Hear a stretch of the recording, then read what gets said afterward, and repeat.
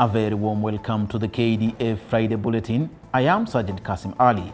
The Bulletin is a show to keep you updated on events undertaken by the Ministry of Defense over the week. In our highlights tonight, His Excellency President Dr. William Ruto commissions Keroka Level 4 Hospital in Nyamira County. At the helm of Defense, Honorable Soipan Tuya takes over office at the Ministry of Defense headquarters. Vice Chief of Defense Forces hosts China Chief of Staff and Commander of Central Command of Chinese People Liberation Army. Commander Kenya Army visits troops serving under MONUSCO in Democratic Republic of Congo.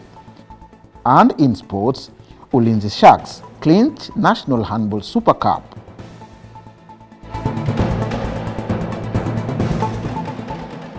To start us off, His Excellency Honorable Dr. William Ruto, President of the Republic of Kenya and the Commander-in-Chief of the Defense Forces, commissioned the upgraded Keroka Level 4 Hospital, refurbished and equipped by the Ministry of Defense in collaboration with the Ministry of Health. The scope of work for the project aimed to upgrade the facility to a Level 4 hospital by constructing an ultra-modern 3-story building. This building includes an outpatient department, an accident and emergency section, 2 operating theaters, and separate male and female surgical and medical wards. Defense Principal Secretary Dr. Patrick Mariru, who was in the company of Ministry of Health and military officials, showcased the works done and equipment installed at the hospital. This is in line with the mandate of Kenya Defense Forces under Article 241(3)(b) of the Constitution, which obligates the military to assist and cooperate with other authorities. Keroka Level 4 Hospital is among a variety of other hospital projects the military is undertaking across the country in line with the government's agenda to attaining universal health coverage.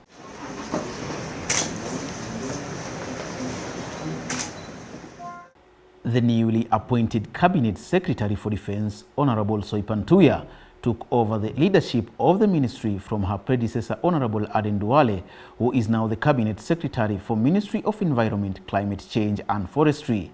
Honorable Tuya's appointment to the defense docket makes her the 3rd woman in the country to hold the position in Kenya's history, following previous appointments of Ambassador Rachel Omamo and Ambassador Monica Juma.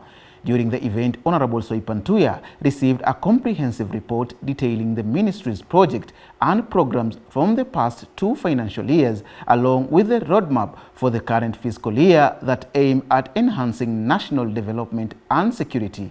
Prior to her appointment, Honorable Soipan was the Cabinet Secretary for Environment, Climate Change and Forestry, a position she held for nearly 2 years.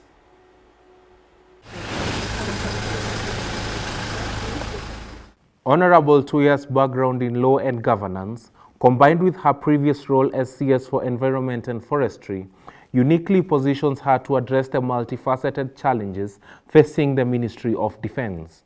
These challenges include managing Kenya's security operations, particularly in the context of regional threats like Al-Shabaab, and overseeing the Kenya Defense Forces modernization efforts.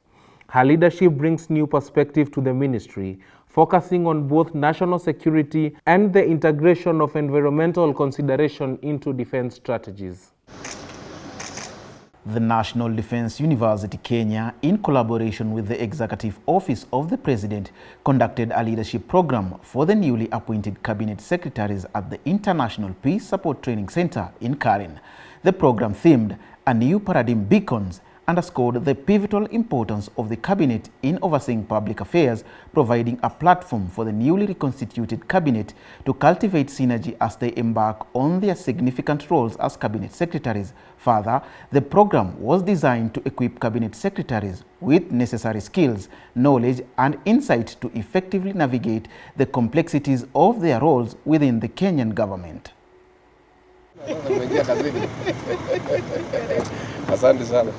First and foremost, we must maintain fidelity to the Constitution and the rule of law. Secondly, we must remain responsive to the needs and aspirations of the citizens we serve. Their trust and confidence in the government depends on our ability to deliver. While delivering his opening remarks, Chief of Staff and Head of Public Service, Mr. Felix Koskei, stated that the induction process was to equip members with comprehensive information on government operations, constitutional imperatives, and the legal, administrative, operational, and socio-political aspects impacting public service delivery. The program was designed to provide cabinet secretaries with a seamless transition into their roles within the nation's top policy-making body, ensuring they fully comprehend the significant responsibilities they bear as senior members of the executive. Chief of the Defense Forces, General Charles Kahariri, paid a visit to Kenyan Navy headquarters in Mtongwe, Mombasa. Upon his arrival, the Chief of Defense Forces was received by Commander Kenya Navy, Major General Paul Otieno, after which he inspected a guard of honor mounted by the Kenya Navy sailors. After the inspection, Major General Otieno hosted General Kahariri in his office for a courtesy call, during which they discussed the current status and the preparedness of the Kenya Navy in their efforts to enhance maritime security. During the briefing, General Kahariri recognized the crucial role of Kenya Navy in protecting the country from external seaborne threats. The CDF reaffirmed his commitment to improving soldiers' welfare to ensure mission readiness and urged the Kenya Navy personnel to maintain their spirit of camaraderie and dedication to selfless service to the nation. The CDF further toured several critical facilities, including Maritime Operations Center Marine Accommodations, Naval Armament Depot, and Kenya Naval Medical Hospital to assess their contributions to operational effectiveness.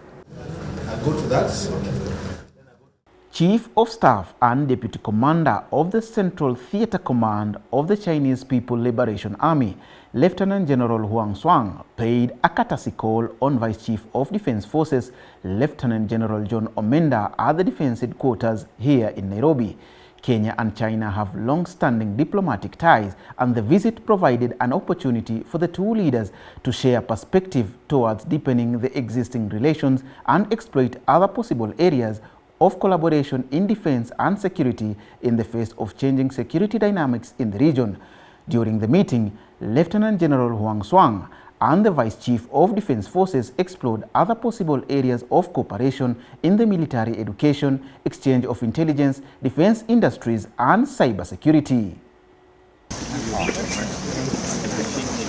Later on, the visiting general officer paid a courtesy call on Commander Kenya Army, Lieutenant General David Tarus, at the headquarters Kenya Army. The two commanders discussed issues of mutual interest between the two countries and explored viable areas of cooperation and partnerships on security matters. Lieutenant General Huang appreciated the cordial relationship that exists between the Chinese People's Liberation Army and the Kenya Defense Forces. The China delegation later in the day visited both National Defense College, the International Peace Support Training Center, and Humanitarian Peace and Support School. In all instances, the delegation was taken through the history of the institutions and various courses undertaken at the institutions. The leaders also discussed exchange program for students undertaking their studies at the centers, as well as future areas of collaboration. Sir, that's the end of my presentation. Welcome, sir. The Commander Kenya Army, Lieutenant General David Tarus, visited Kenyan troops serving under the United Nations mission in the Democratic Republic of Congo. The visit was aimed at strengthening the partnership between Kenya and MONUSCO forces in promoting peace and stability in the region, as well as boosting the morale of the troops. The visit commenced with a courtesy call at the force headquarters in Goma, where Lieutenant General David Tarus was received by MONUSCO Acting Commander Major General Kdf. During his meeting with the force headquarters personnel, discussion centered on the ongoing collaboration between Kenya and MONUSCO forces in promoting peace and stability in the region. Subsequently, Lieutenant General Tarus visited the Kenyan Quick Reaction Force and the Kenya Signal Company troops and expressed his appreciation for their commitment and bravery in serving on the front lines of the mission. He lauded the Kenyan Quick Reaction Force troops for their swift response to emergencies and their unwavering dedication to maintaining peace and security in the region. Ile kazi ambayo tunapewa ni lazima tuifanye kwa bidii na lazima ifaulu. Hiyo ni ya kwanza. So kazi yote ambayo tunapewa lazima tuhakikishe kwamba mission yetu tunahakikisha kwamba inafaulu. Na mission haiwezi faulu when we are lazy. So issues of physical fitness is very important.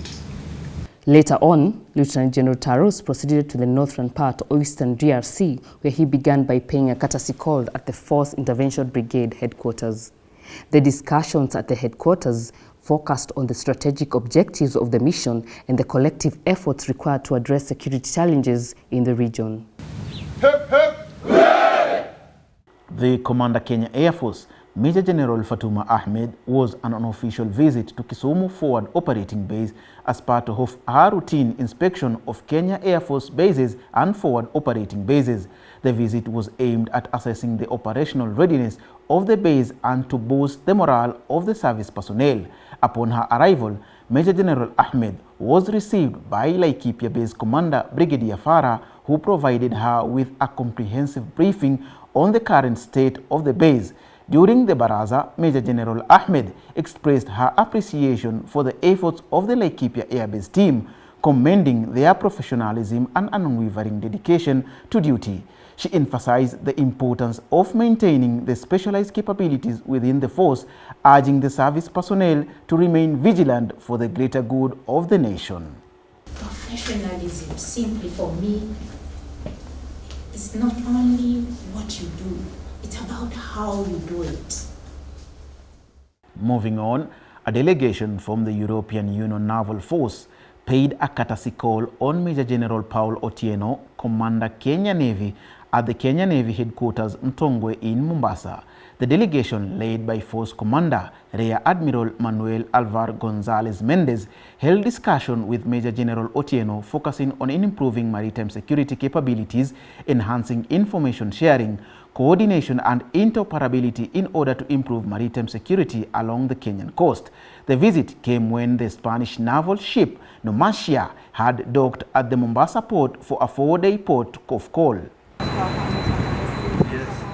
Subsequently, the Kenya Navy Marine Commandos and a team from the Spanish Navy conducted a joint exercise at the port of Mombasa aboard the Spanish Navy ship ESPS Numancia. The exercise was led by the operations officer, Lieutenant Santiago Gonzalez of the Spanish Navy. The primary aim of the exercise was to enhance the Marine Commando skills in advanced maritime boarding tactics designed to capture enemy vessels and combat terrorism, piracy, and smuggling. The training focused on visit board search and seizure, counter-piracy, and search and rescue. In other news, Kenya Defence Forces Maalims held a send-off ceremony for retiring Maalims Warrant Officer Class 1 Noor Jirau and Warrant Officer Class 1 Mohammed Mursal at the Defence Headquarters here in Nairobi. The ceremony appreciated the retirees for their enthusiasm and managing the growth of the Islam religion within the military over the years.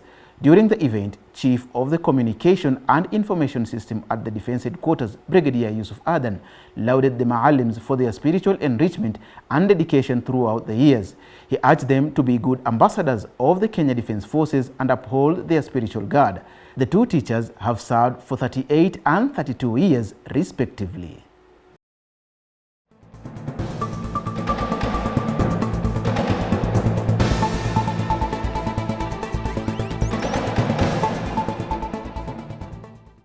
And in sports, Kenya Defence Forces women's handball team, Ulinzi Sharks, are the 2024 National Handball Super Cup winners after defeating Nairobi Water Queens during the finals of the tournament held at the Ulinzi Sports Complex here in Nairobi. The Sharks put up a spirited fight to break off from a 14-14 deadlock at halftime, winning the match 29-26. Following this victory, Ulinzi Sharks, who are also the current Kenyan National Handball League champions, are now set to represent the country at the Africa Club Championships set for October. The tournament brought together the best 6 men's and women's teams drawn from the regular National Handball League and served as award ceremony for trophies for the just concluded 2023-2024 National League.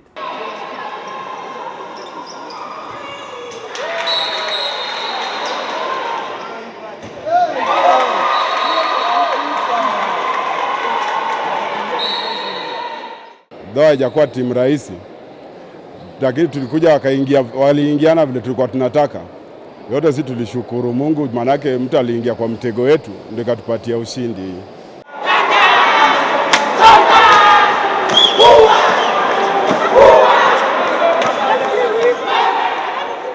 And that's it for this week. Thank you for watching. We look forward to your feedback via our official social media handles. Enjoy viewership next Friday for the Kdf Friday Bulletin. I am Sergeant Kasim Ali. Goodbye and be blessed.